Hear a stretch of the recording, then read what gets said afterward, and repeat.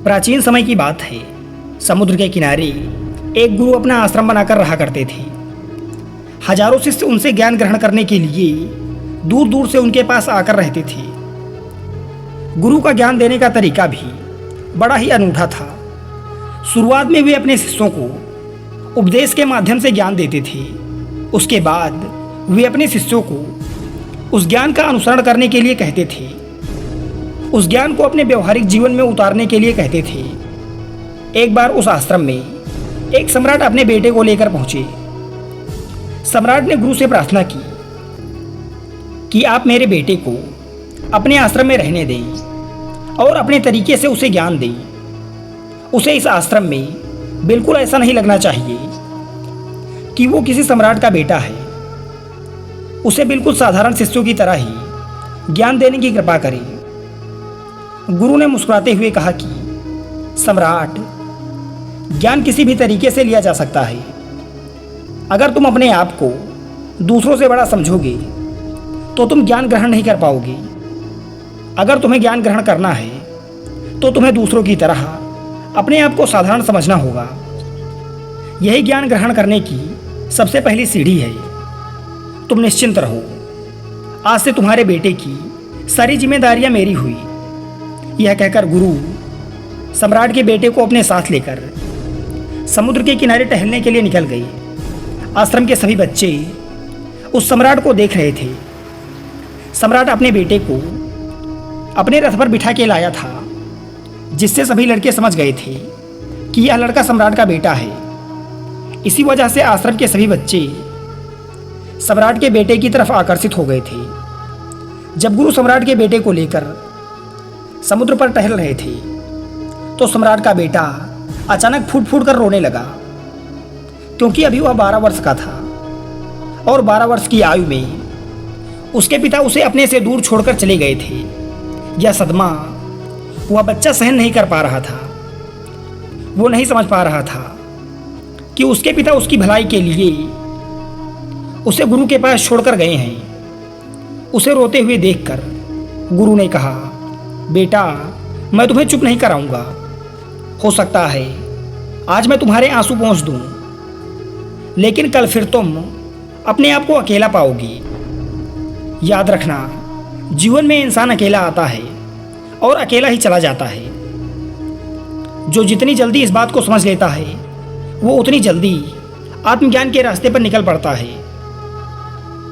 गुरु ने कहा कि जो इंसान अकेला रहना सीख लेता है वही खुद से प्यार कर पाता है, और जो खुद से प्यार करना जानता है वो किसी के भी जाने का कभी अफसोस नहीं करता, क्योंकि वो खुद से ही प्यार करता है। धीरे धीरे तुम आश्रम के माहौल में ढल जाओगे। शुरुआत में तुम्हें समस्या आ सकती है, लेकिन कुछ दिनों के बाद तुम इसे आत्मसात कर लोगी। उसके बाद तुम्हें भी ये जगह बहुत अच्छी लगने लगेगी। ये जगह तुम्हें अपने राजमहल जैसी लगने लगेगी। संध्या हो चली थी। समुद्र के दूसरे छोर पर सूर्य छिपने लगा था और अपनी लालिमा पूरे आसमान में बिखेर रहा था। बड़ा ही सुंदर दृश्य था और गुरु अपने शिष्य को साथ लेकर आश्रम में वापस लौट आए थे। अब उस शिष्य को भी थोड़ी सांत्वना मिली कि गुरु की आंखों में एक अभूतपूर्व शक्ति झलक रही थी, और जब हम किसी एकांतवापी गुरु की आंखों में वो शांति देख लेते हैं तो हमारे हृदय से भी सारा भार हट जाता है। मन एकदम निर्मल हो जाता है। जब सम्राट का बेटा रात्रि का भोजन करने के लिए भोजन कक्ष में पहुंचा तो आसपास के सभी शिष्य उसके पास आने लगे। उन सभी को पता था कि ये सम्राट का बेटा है, और अगर हम इससे दोस्ती कर लेते हैं तो उससे हमारा बहुत फायदा होने वाला है। यही सोचकर आश्रम के ज़्यादातर बच्चों ने उसे घेर लिया था। बस कुछ बच्चे जो अकेले रहने का महत्व समझते थे, जो दिखावे में विश्वास नहीं करते थे, वो उस सम्राट के बेटे के पास जाने की बजाय अपना पूरा ध्यान खाने पर लगा रहे थे और एकांत में बैठ के अपना भोजन कर रहे थे। कुछ दिनों के बाद सम्राट के बेटे की आश्रम के ज़्यादातर बच्चों के साथ दोस्ती हो गई। अब वो आश्रम में उन बच्चों के साथ घूमता उन्हीं के साथ अपना ज़्यादातर समय बिताता। आखिरकार सम्राट का बेटा था, सुख सुविधाओं में पला बड़ा था। आसपास बहुत से दास और दासियां होते थे। आसपास अपने मित्रों से घिरे होना, वही दिनचर्या उसने इस आश्रम में भी अपना ली थी। ऐसा नहीं था कि गुरु को यह सब पता नहीं था, पर गुरु उसे अलग तरीके से ज्ञान देना चाहते थे। बच्चों को ज्ञान आप उपदेश देकर नहीं दे सकते, उन्हें साक्षात्कार करना पड़ता है। उसके बाद उन्हें ये बात समझ आती है जो आप समझाना चाहते हैं। गुरु को यह बात पता थी कि अगर मैं इसे बोलकर बताऊंगा तो ये कभी समझ नहीं पाएगा। मुझे इसे दिखाना पड़ेगा, इसे एहसास कराना पड़ेगा कि अकेले रहने में ही तुम अपनी शक्तियों को जान पाओगी। ये सीख देने के लिए गुरु एक दिन शिष्य को अपने साथ एक पहाड़ी की चोटी पर ले गए। पहाड़ी पर पहुंचकर गुरु ने शिष्य से कहा कि अब तुम्हारा ज्ञान पूरा हो चुका है, बस एक आखिरी रात तुम्हें यहाँ पर बितानी होगी। उसके बाद अगले दिन शाम को मैं तुम्हें तुम्हारे महल में पहुंचा दूंगा। वो बच्चा तो ये सुनकर बहुत खुश हुआ कि अब मैं वापस अपने राजमहल चला जाऊंगा। फिर से मेरे दास और दासियां, सारे भोग की वस्तुएं मेरे पास फिर से होंगी। उस शिष्य ने गुरु से पूछा कि गुरुजी, मुझे आज रात आप यहाँ पहाड़ी पर क्यों छोड़ रहे हैं? आखिर मुझे कौन सा आखिरी ज्ञान यहाँ से मिलेगा? गुरु ने मुस्कुराते हुए कहा कि यहाँ चट्टान के पीछे तुम्हें छिपकर बैठना होगा। यहाँ पर रोज रात को एक बाज आता है, तुम्हें उस बाज को देखना है, बड़े गौर से देखना है, उसकी हर गतिविधि को देखना है। और उस बाज को देखने के बाद अगले दिन अगर तुम उस बाज की खूबियाँ मुझे बता पाए तो मैं तुम्हें तुम्हारे राजमहल वापस भेज दूंगा। और हाँ, सुबह होने से पहले एक बात पर और ध्यान देना है। एक चरवाहा यहाँ पर अपनी भेड़ों को चराने के लिए आता है। तुम्हें उन भेड़ों की गतिविधियाँ भी देखनी है। ध्यान रहे, बाज की गतिविधियाँ रात को और भेड़ों की गतिविधियाँ सुबह। अगर तुम दोनों की गतिविधियाँ ध्यान से देखकर मुझे बता पाए तो तुम इस आश्रम से हमेशा के लिए आज़ाद हो जाओगी। तुम्हारा ज्ञान पूरा हो जाएगा। मैं तुम्हारे पिता को कह दूंगा कि ये बच्चा हमारे आश्रम का सबसे बुद्धिमान और ज्ञानी बच्चा है। ये कहकर गुरु अपने आश्रम में वापस लौट गए और वो बच्चा वहीं पर उस चट्टान के पीछे खड़ा हुआ उस बाज का इंतजार करने लगा। काफ़ी वक्त बीत जाने के बाद वहाँ पर एक बाज अपने बच्चों के साथ पहुँचा। सम्राट के बेटे ने पूरी रात उस बाज की गतिविधियाँ बड़े ही ध्यानपूर्वक देखी और सुबह होने के बाद जब चरवाहा वहाँ पर अपनी भेड़ लेकर पहुँचा तो उसने एक अभूतपूर्व दृश्य देखा। उसने देखा कि वो बाज भेड़ के एक नन्हे बच्चे को अपने पंजों में दबाकर आसमान में उड़ गया। उसने उस भेड़ के बच्चे का शिकार कर लिया था। यह सारा दृश्य देखकर वो बच्चा आश्रम में वापस अपने गुरु के पास पहुंचा। इससे पहले कि गुरु उससे कुछ पूछते, उसने गुरु को प्रणाम करते हुए कहा कि गुरुदेव, आप आश्रम के सभी बच्चों को यहाँ पर बुला लीजिए। मैं सब लोगों को बताना चाहता हूँ कि मैंने क्या देखा।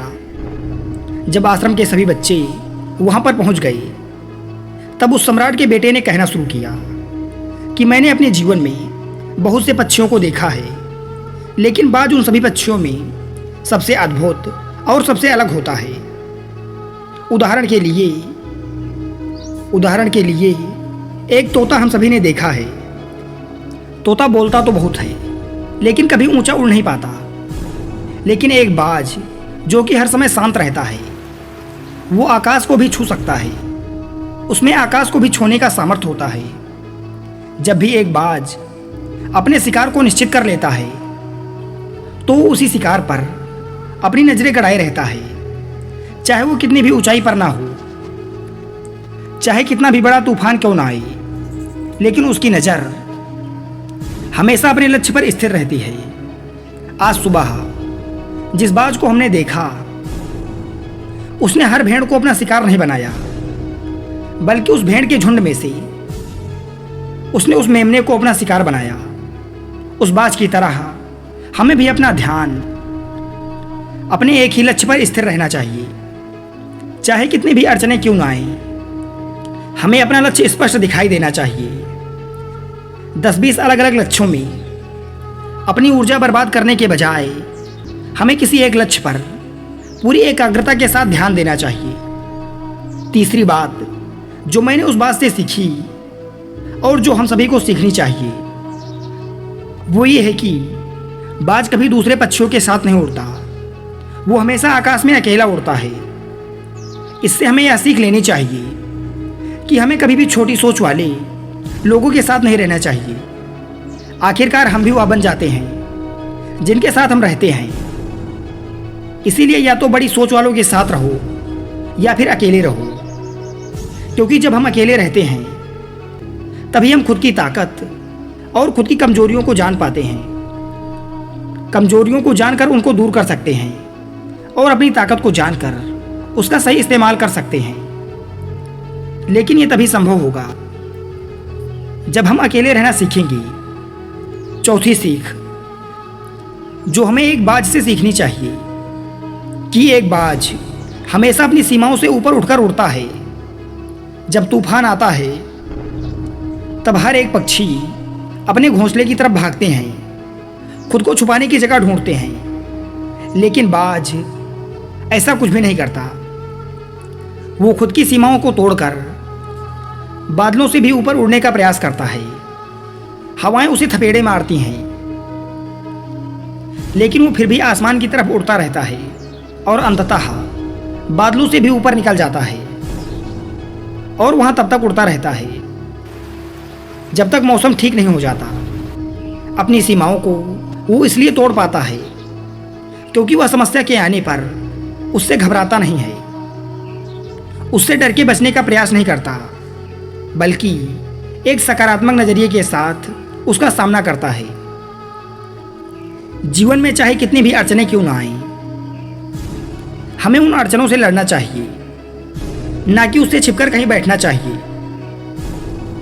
बहादुर तो वो लोग होते हैं जो तूफानों से टकरा जाते हैं। कायर तो अपने घर में, अपने घोंसलों में अपनी जगह ढूंढकर बैठ जाते हैं।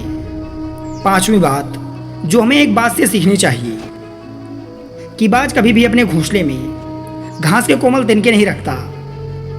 जो तिनके कोमल होते जाते हैं वो उनको निकालकर फेंकता रहता है।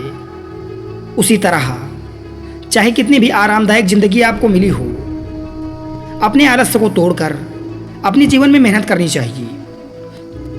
जिंदगी में पसीना बहाना चाहिए, शारीरिक मेहनत करनी चाहिए।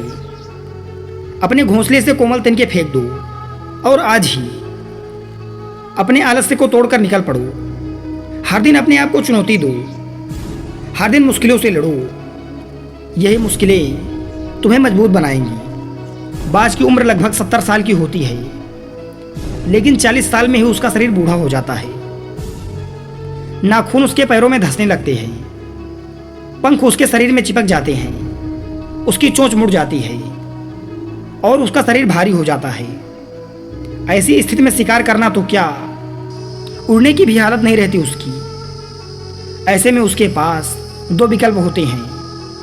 पहला, या तो वो खुद की इस अवस्था को स्वीकार कर ले और भूखा प्यासा मर जाए, और दूसरा विकल्प यह होता है कि वह 6 महीने एक बहुत ही दर्दनाक प्रक्रिया से गुजरे और खुद को पहले जैसा मजबूत बना ले। लेकिन बाज तो बाज है, वो दूसरा विकल्प चुनता है।